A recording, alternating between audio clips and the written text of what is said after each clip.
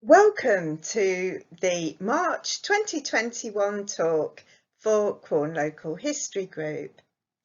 For those of you that don't know me, my name's Sue Templeman and I'm Vice Chair of Quorn Local History Group.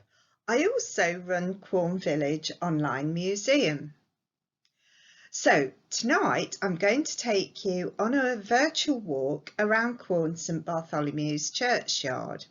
We're going to meet some of the characters who are buried there, and we're going to look at some of the gravestones in detail for some of the features of the gravestones that are particularly interesting. Here's a plan of the churchyard. We are looking at the closed part, so that's not the open churchyard, which is to the northeast, but the lettered areas that you can see. There are about 750 gravestones and monuments in the closed churchyard, and only the wealthy would have been able to afford a monument. Just to put that in perspective, between when burial records started in Quorn, 1576, and going up to 1910, there were about 7,000 burials. Then there were obviously a large number between there and even into the 1960s, when some people who perhaps had buried with their husband or wife were still being buried there. So that's 750 memorials and far more than 7,000 burials. So the minority of people had a monument. Tonight we're only going to look at about 12 gravestones. We can't look at them all, obviously, there'd just be far too many. And we're going to start here. This is the beginning of the wedding path. So here we are, you can see the gate to the wedding path. That's by the thatched cottage that's now the monk. And looking up there, we're going to look to the area on the right, which is area B, and we're going to look at the oldest gravestone in Quorn Churchyard. So walking up the path, and here it is on the right under that tree, and there are 3 stones there, and the oldest one that we're looking at is just here. So this is the grave for Isabel Dancer, and she was buried in 1683. Now, parish registers started in 1538.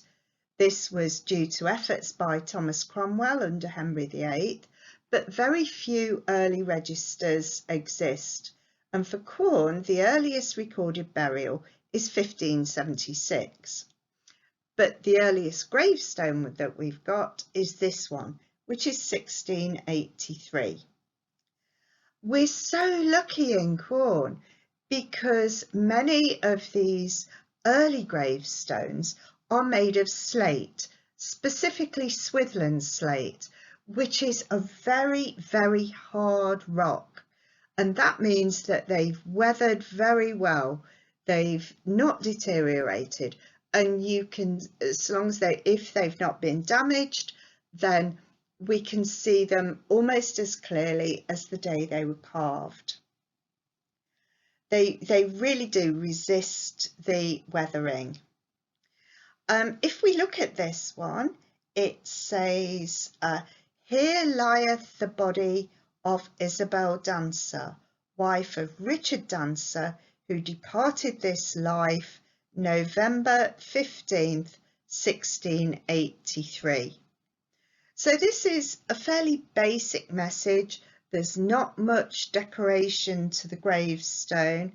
And if we look more carefully, so here we'll zoom in a bit further.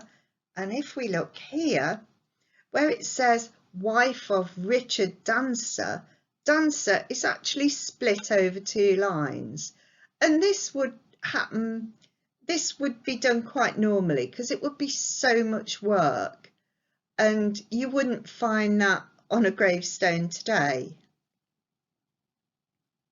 So who was Isabel? Well, if we look at Quorn parish records, we can see here the record for Isabel Dancer, Mount Sorrel, buried December the 1st, and they're the records for 1683. Now, surprisingly, she also appears in the Mount Sorrel parish records for 1683. So possibly she had a service at Mount Sorrel as well. And as I looked through the records, I really began to wonder, why were there so many Mount Sorrel burials? Because there were an awful lot around this time. Why were there so many Mount Sorrel burials in Quorn? Now, if you think about it, St Peter's Church in Mount Sorrel, it's very hemmed in, and it appears that they didn't have a burial ground until 1759. And then in 1759, John Danvers of Switherland, who was the lord of the manor of Mount Sorrel, he bought a cottage and an orchard for use as a burial ground for the people of Mount Sorrel.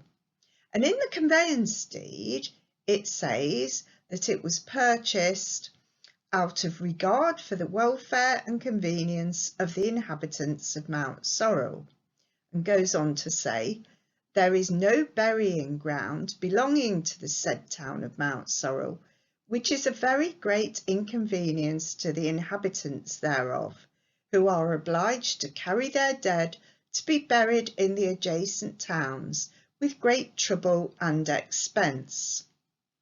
So at this time, the north end of Mount Sorrel was actually in the ecclesiastical parish of Barrow, as was Quorn, and the south end of Mount Sorrel was in the ecclesiastical parish of Rothley. So people who lived in the north end of Mount Sorrel came to Quorn to be buried, and people who lived in the south end of Mount Sorrel went to Rothley to be buried. But then after 1759, they had their own graveyard. So who was Isabel? It's really hard to find out much about her. We know she was a wife of Richard, because that's on the gravestone and in the parish records. She was also a mother. She'd given birth to a son 3 years previously, so she was a young mother, so she was really not that old. We're now going to the left of the wedding path. This is area A, and we're going to look at this grave here. Now, before I do this, I'm just going to show you quite a similar view of the churchyard back in the 60s. And this is how the grass was cut down with sheep. I think that's fabulous. It's so ecologically sound. Anyway, I thought that might make you smile. Now, back at the grave. So this grave is the grave of Samuel Sculthorpe. And this particular one is there are several Sculthorpe graves in this area. And this one is for Samuel Sculthorpe. He died in October 1782, age 57, which was a pretty average age for somebody who'd got through the dangerous years or the vulnerable years of childhood. The Sculthorpes were a large, old, wealthy and well-known Quorn family. They certainly date back to the 1600s, probably the 1500s, and probably before that. Samuel was born in Quorn in 1725, as were his father and some generations before him, and they had an award under the Quorn Enclosure Act of 1762, which shows that they had some wealth, they had land holdings.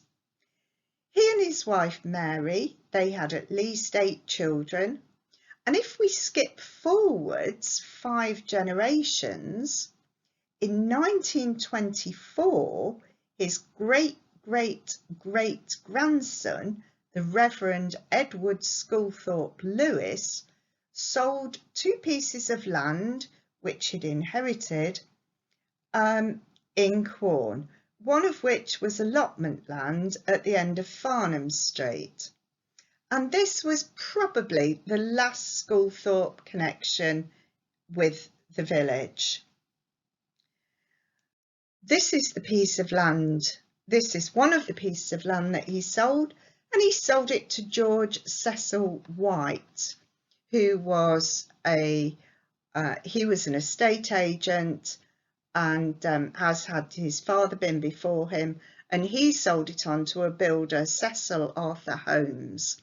And that's when the development of the end of Farnham Street occurred. So back at the stone, what we're going to do now is look at some of the amazing imagery and carving.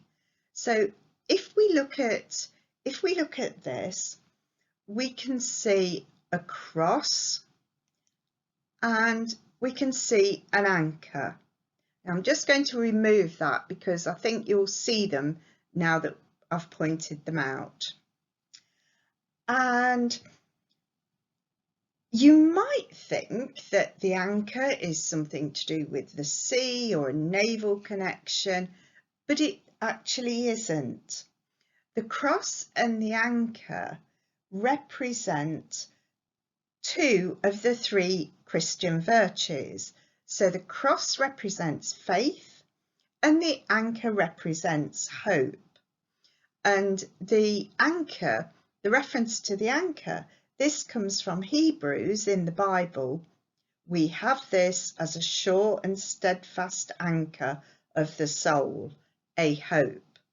And if you think about it, we get pubs, don't we, called the Hope and Anchor.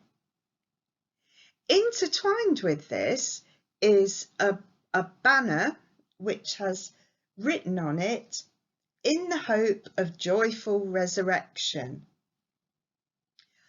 On the left, we have a skull, which represents the ever-presence of death.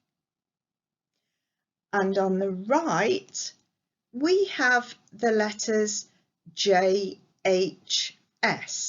and a cross.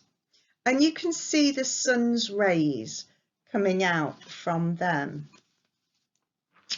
Well, the initials JHS, or it's often represented as IHS, the most common translation for this is that it stands for the first 3 letters of Jesus Christ's name in Greek. So that's iota, eta and sigma. Now there isn't a J in the Greek alphabet, so this is pretty interchangeably used between sometimes an I and sometimes a J.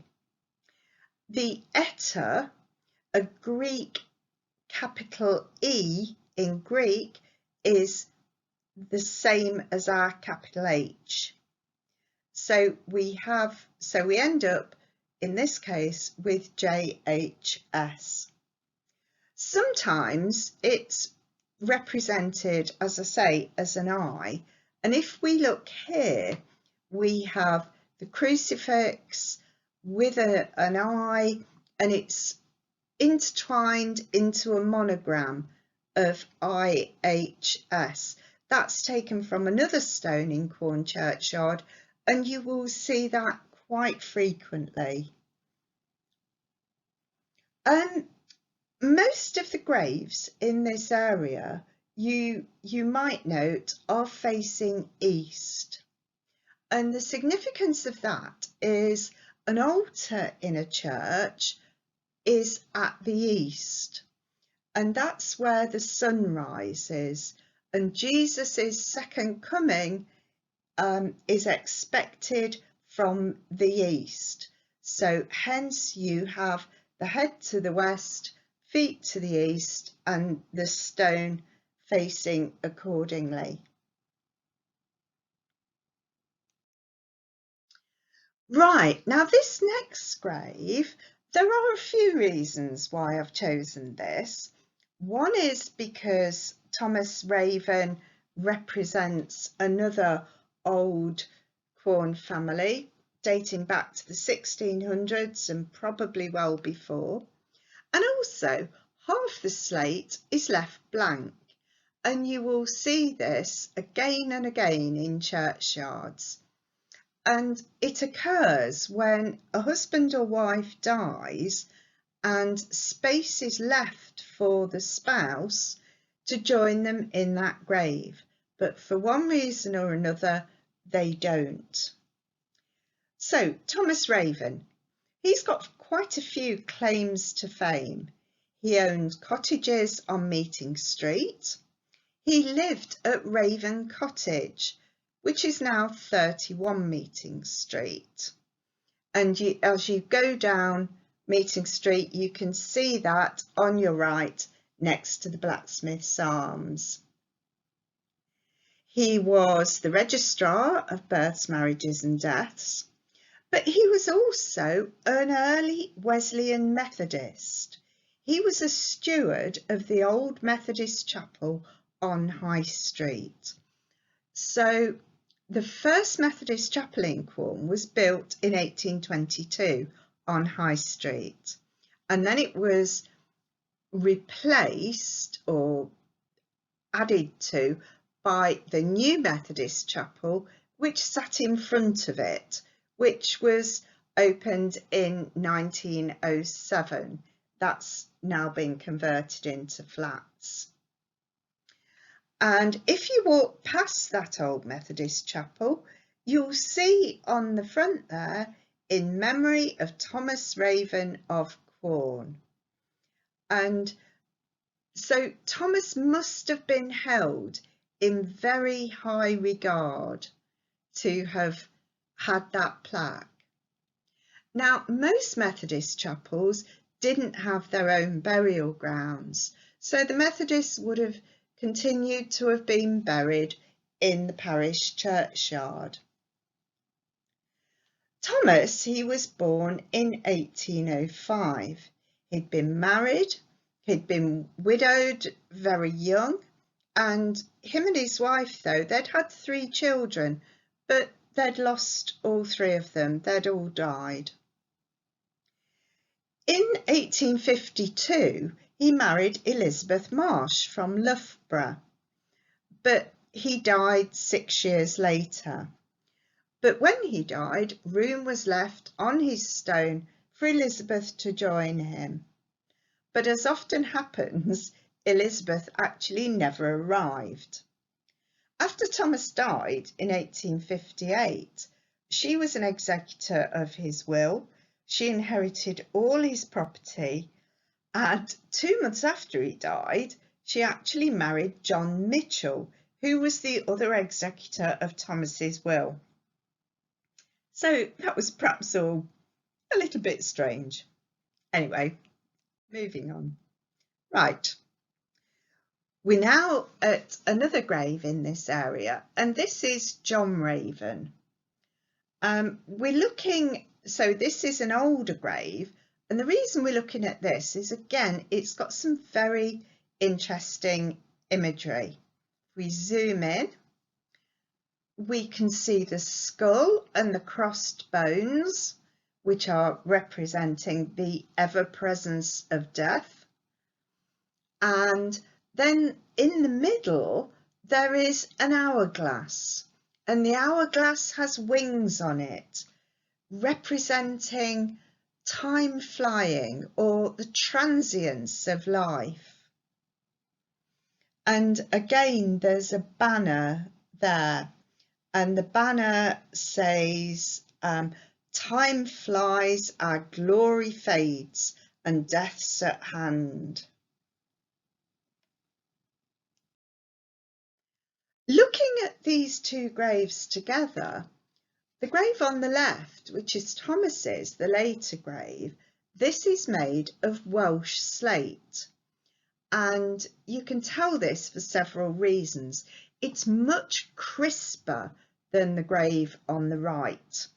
It's made of Welsh slate, it's got crisp corners, it's quite a different sort of slate. From about 1840, because of the canals and the railways, it became possible to transport Welsh slate, and Welsh slate became much cheaper even than Swithrland slate. If we look at this next picture, the almost foolproof way of telling Swithrland slate from Welsh slate is by looking at the back of the gravestones. The Swithrland slate gravestones are very rough. It was very difficult to get a smooth surface. Welsh slate, it laminates, it splits really well and really neatly. Swithrland slate almost has to be sawn or chipped or ground. And you can only imagine, if you think back to Isabel Dancer's grave, which is 338 years old, the writing is hardly worn, and so you can tell how hard it must be. So the work that must have gone in to getting the fronts of the Swithrland slates so smooth with purely manual methods, it almost defies belief.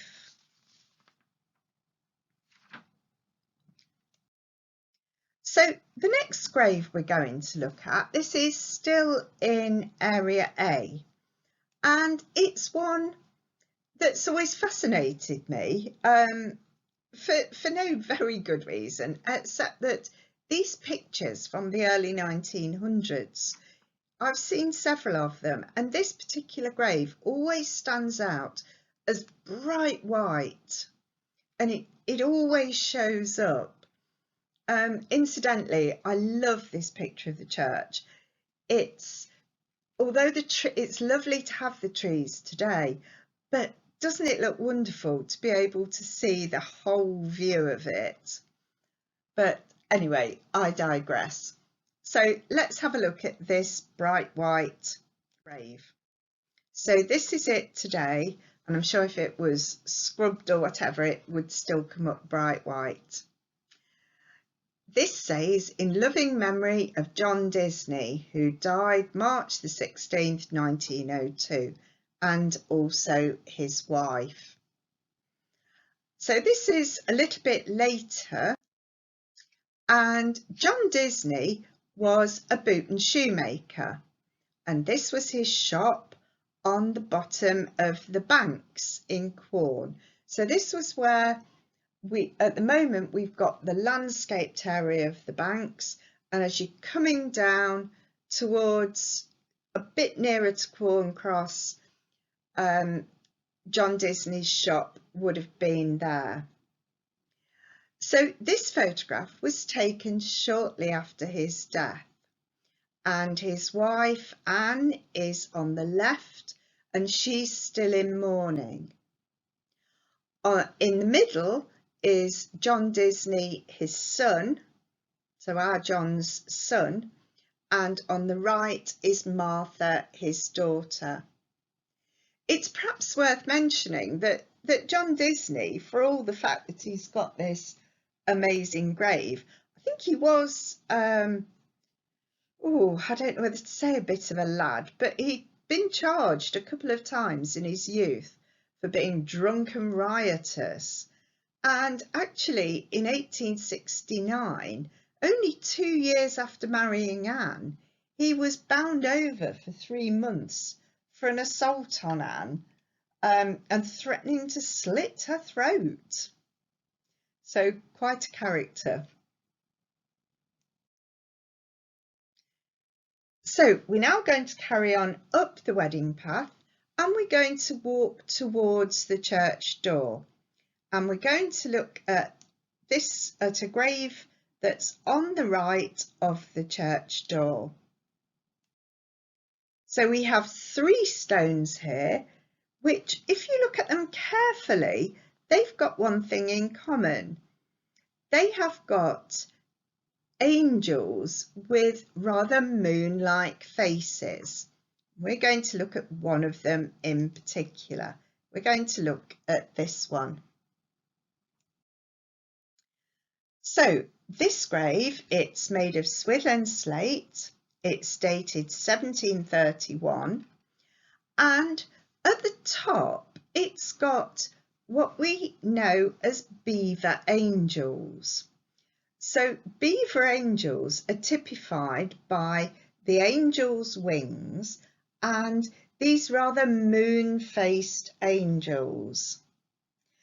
The reason they're known as beaver angels is they mainly occur in the Vale of Belvoir to the north of Melton, and as we can see, there are some in Quorn. They basically date between 1690 and 1759. The angels represent generally the soul going to heaven, but the beaver angels have this unique moon face. I think there are 4 in Quorn Churchyard, but it's worth having a look and see if you can find any more. Now, this shows the power of modern photography. If we zoom in towards the bottom, we can see the skull representing death and the crossbones, but I honestly couldn't see with the naked eye any writing between the two. But the magic of Photoshop, you can zoom in and this says Henworth sculpts it. If you put sculpts it into Google Translate for Latin, it means carver. So this stone was carved by Henworth. It's quite common to find the sculptor's name on, or the engraver's name on later gravestones, and you'll find them in Quorn Churchyard with Penfold, Swain, Pollard. You'll find various ones, but this is a very early one, and there was a chap called Francis Henworth actually living in Quorn around that time.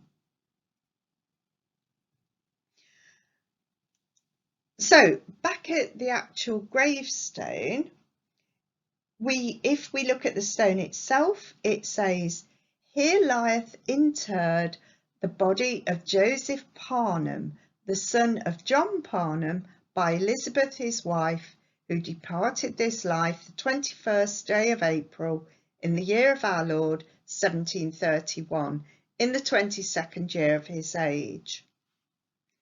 Now, I could have picked many graves in this area, but there are actually 13 Parnham graves in and around this part of the churchyard.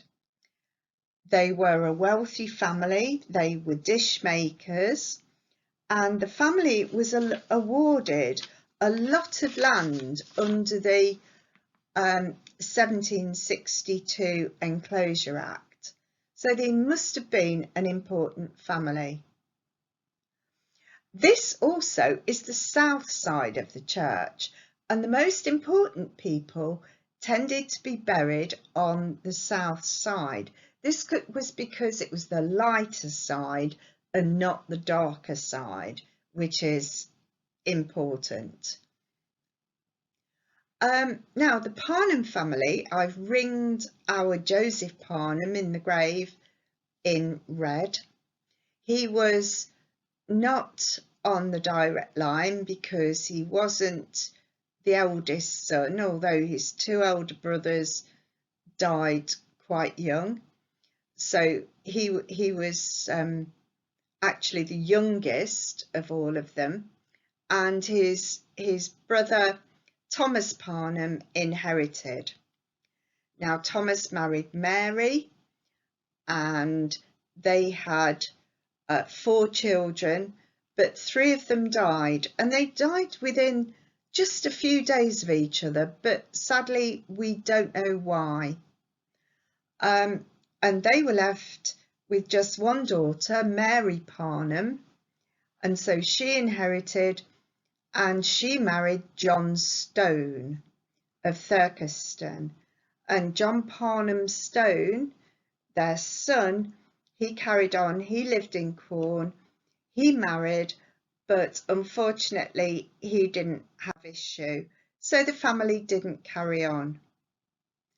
They lived in Brook House, which is now Hall Lees, which is at the back of the Memorial Gardens and has some 1960s or 1970s houses on it. This was not the actual house that the original Parnhams lived in. This was rebuilt in the early 1800s. So we've been to the Parnham grave, and now we're going to go to a grave which is just near the door, near the tower. So this is the path leading up to the door in the tower, and the grave that we're going to look at is actually completely hidden behind this bush here. And I had to pull all the branches apart to take this photograph. So this is the grave of Lillian Rumsey. She was the wife of the vicar of Quorn, Henry Rumsey, and he buried her here because he wanted to see her every day as he went into the church. They married in 1911, so Henry became the vicar in 1909 until his death in 1940. They married in June 1911 and they had 6 children. Now, the family story is that after the 5th child, Lillian was advised not to have any more children, but they went on to have Philip, and sadly she died when he was just 6 months old. So this is their wedding photograph. This is when Henry and Lillian were married in 1911, and we can see the parishioners on the left wishing them well. And this photograph was taken about 10 years later, and you can see baby Philip on Lillian's knee, and I think you can see she looks a lot thinner there. And the lady sitting down with a youngster on her knee, that's Lillian's sister, and she was known as Auntie Dee Dee, and she looked after the children once after Lillian had died. So that was Auntie Edith. And Henry was buried in this grave later in 1940 when he died. Right, so we're here and we're going to go round the corner to the north side of the church. And here we are walking down the north side, and we're going to look at this grave or vault here.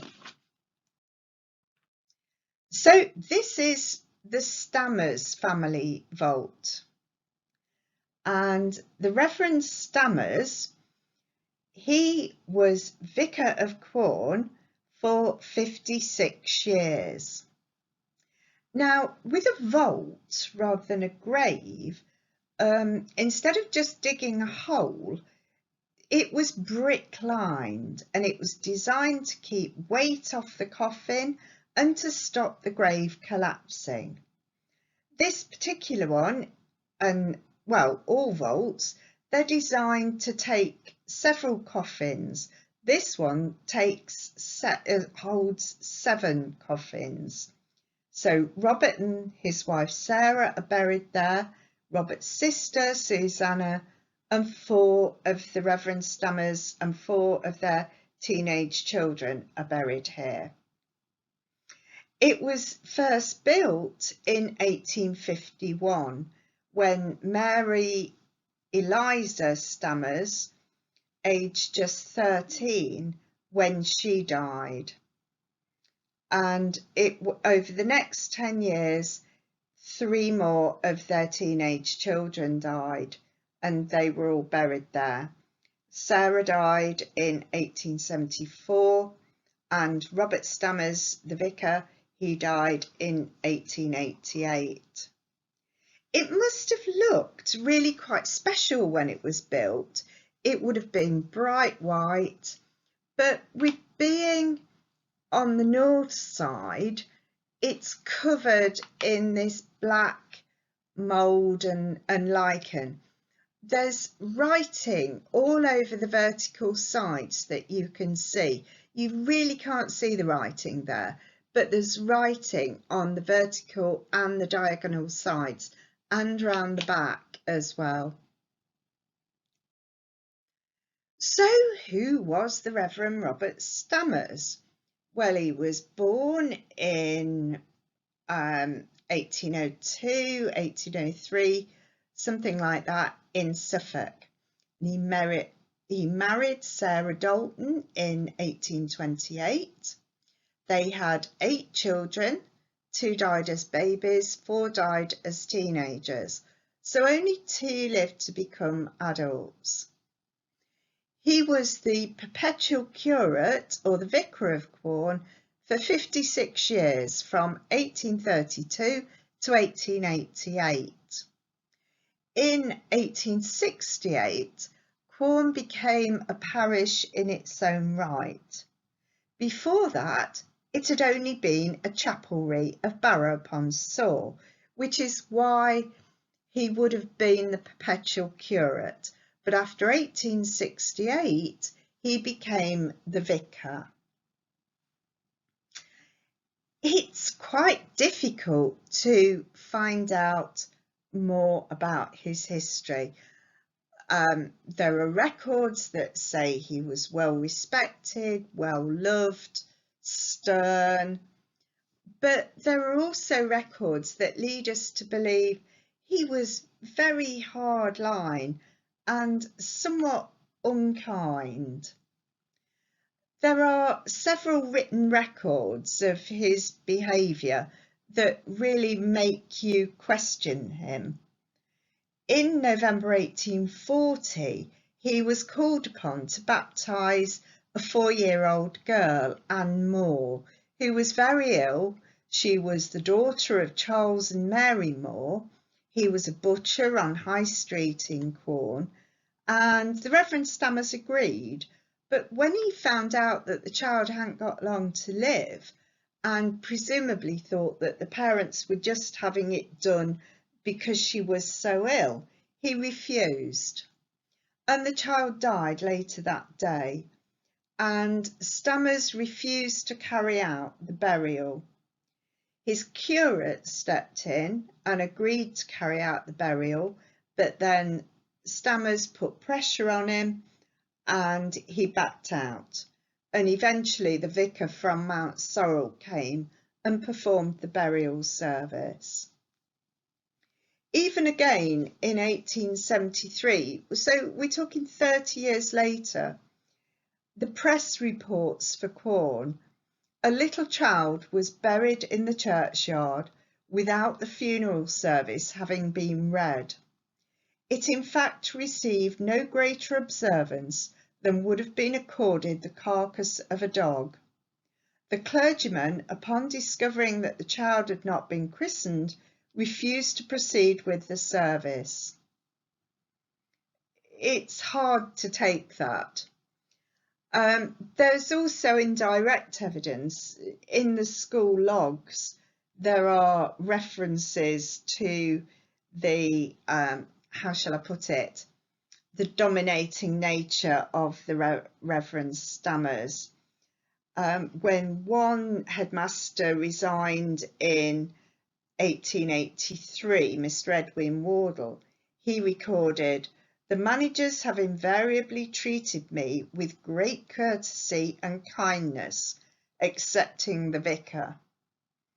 And prior to that, in 1881, William Shannon, he resigned his position, and he said, he talks about the vicar not treating me with the common courtesy due to the master of this school. "I have on previous occasions called the reverend gentleman's attention to the impropriety of thus," and then goes on to say, "I find on reference to the log it has been the disagreeable experience of my predecessors." So I think he made it very difficult for the headmasters. There were 8 headmasters in 9 years at the school, and then the one who was in post when the Reverend Stammers died stayed for 31 years. So there you go, you can draw your own conclusions. So on the next grave we're going to look at, you can see the Stammers vault on the left here, and the one we're going to look at now is this one. This has fallen flat on its face, but it's been flipped over, so we can still see the inscriptions today. And this is the oldest person in Quorn Churchyard. So this says, "In affectionate remembrance of William Harris Inglesant, who died March the 27th, 1912, in his 102nd year." His 101st birthday even made the newspapers in New Zealand. It was such an event. One wonderful thing, especially with these later people, is we can sometimes see them now. And this is William Harris Inglesant, the day before his 100th birthday. An amazing photograph. So he was born in Quorn in 1811, and he married Caroline Hyde, whose wealthy family lived in a large house on Meeting Street. There are plaques to the Hyde family in the chancel of the church. And William Inglesant, he ran a tannery which he took over from his father. Now, this is the Hyde house that was on Meeting Street, and next to it on the left is the tannery, and we have to assume this was the Inglesant tannery. So this would have been next to the forge on Meeting Street, and then followed by the Hyde house. After the Hydes left, this was all bought by the Farnhams and demolished and absorbed seamlessly into their estate. Right, so there we are. We were at the Stammers grave, we've been to the Inglesant grave, and we're now going to go round the corner to the east side of the church. And we're going to look at 2 graves here. We have this one and this one. And the reason we're looking at them is, well, they are interesting, but they're also in prominent positions. And you may well have wondered what they are, who they are, about them. So this is the first one. And if you just looked at this, you would really struggle to know whose grave it was, because although it has writing on 3 sides of that large stone that supports the cross, it's very, very difficult to read. They are lead letters set into the rock, but a lot of them have come out, and all you're left with are a few holes where the letters have been. In fact, a few years ago, you wouldn't even have seen the cross, because this grave for many years was just absolutely covered in ivy. Now, I think this grave has a vault underneath it, partly because it contains quite a few bodies, but also it's just of that age and status where I believe it is probably a vault underneath. So who's buried in this grave? Well, there's Richard and Harriet Hole, their son and their grandson, and they were part of the gentry of Quorn. I could fill a whole talk about a lot of these wealthy families, and the Holes are a case in point. They were all intertwined with other wealthy families in Quorn and in the area. So the first person that came into this grave was Richard Hole, who died in 1864, and he had married his wife Harriet Warner, again another well-known family, who died in 1885. And also there is their son Henry Edward Hole. Now he married Mary Toller, and again Toller is another one of those names. We have Toller Road in Quorn, and that's all connected with the Craddocks, and I say there's lots of intertwining. So Henry, that's Henry Edward Hole, who's buried here, he was an officer in the Leicestershire Yeomanry, and in April 1871, when he was only 29, he was training when his horse bolted, and the press report says the horse endeavoured to jump a double fence of spiked iron rails. Lieutenant Hole fell on his head, which was fearfully lacerated, and he was at once removed insensible to the infirmary in an almost hopeless state from internal injuries and concussion of the brain. Well, he did recover, but he was left paralysed, so at only 29. Records after that, census records, always record that there are nursing staff in the household. But he married and he had children, and he died in 1894 when he was aged 52. Now, his youngest son, Hubert Northcote Hole, he's also buried here. He died on the 10th of July, aged 27. So, Hubert Northcote Hole, I don't know whether this name might ring a bell with anybody, but Hubert was born in 1879. He lost his father when he was 15. He went to Charterhouse and to Trinity College, Cambridge, and it was Trinity College, Cambridge that provided this photograph. So this is when he was at university, and this was about 5 years before he died, and he died of rheumatic fever. So does the name ring any bells? Well, Hubert was one of the 4 children that laid a foundation stone at the village hall in 1889, and that's the stone that you can see on the front of the village hall today, and that's his trowel that he was presented with. That's a silver-plated trowel, and he was presented with that on the day that he laid that stone. Where did the Holes live? Well, they lived at Quorn Lodge.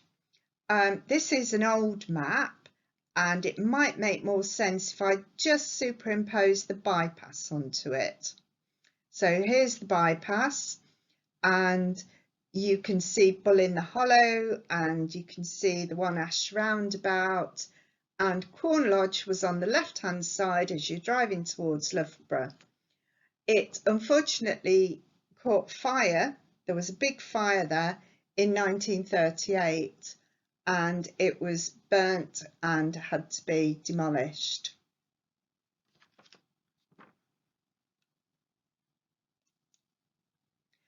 So there's Quorn Lodge. It's a magnificent house, isn't it? And we still have what we call Quorn Lodge Farm today, which is off the One Ash roundabout. But sadly, the original house doesn't still exist. Right, so this is our next grave. So the grave that we're looking at is the one in the middle. That's the right hand of these two graves. And this is a war grave because Harold Wright died in World War One. And so there are several reasons for choosing it, partly because it's a war grave and partly because it is so prominent next to the path, and some of you might have wondered about it. Some of you might know about this grave, but others won't, so I think it's important to include it. And Harold Wright, he was the grandson of Michael Wright, who was the founder of M. Wright and Sons, the elastic webbing factory, which still thrives in the middle of the village today. Today they do a lot of high-tech stuff, but their roots are with that original firm. And it's still owned by the Wright family. So Michael Wright started the business in Leicester in 1861, and he moved it to Quorn in 1870, and his sons went into the business. Now, Michael was interesting. He was a secularist, so he didn't have a religious faith. So he was buried in Welford Road Cemetery. But 3 of his 4 sons who married, they all probably got more involved in society and certainly seemed to go to church or be part of the church. So this one is classed as a war grave.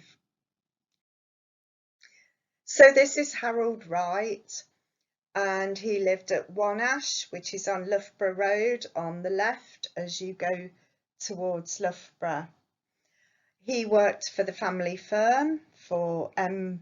Wright and Sons, but when war broke out, he joined the Loyal North Lancashire Regiment, 6th Battalion, as a commissioned officer. He was involved in the ill-fated Gallipoli campaign in July 1915, and he sustained severe shrapnel injuries.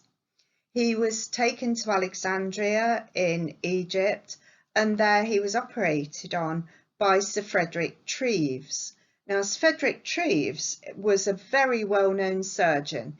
He was responsible for the first successful appendectomy operation, and he also looked after Joseph Merrick in the 1880s, otherwise known as the Elephant Man. After his operation, he was transported back to a military hospital in London, but he died a few days later, and his body was brought back to Quorn. This was one of the biggest funerals that Quorn had ever known. There was a procession from One Ash down Loughborough Road, down High Street. Villagers lined the streets, and Harold's coffin was carried on a gun carriage. And you can see here people on the streets. This is just outside Rawlins. So back at the gravestone, the grave says at the top, it says for St George and Merry England, and there's a copper plaque with St George and the dragon, and at the bottom it says he did his duty and his bit. Now if we zoom in, one of the reasons I wanted to show you this grave is that it's one of the few graves in St Barts Churchyard that has symbols of the person's life included on it. You do hear about graves having tools of the trade included. So for a wheelwright, you might have a wheel included. For a blacksmith, you might have an anvil.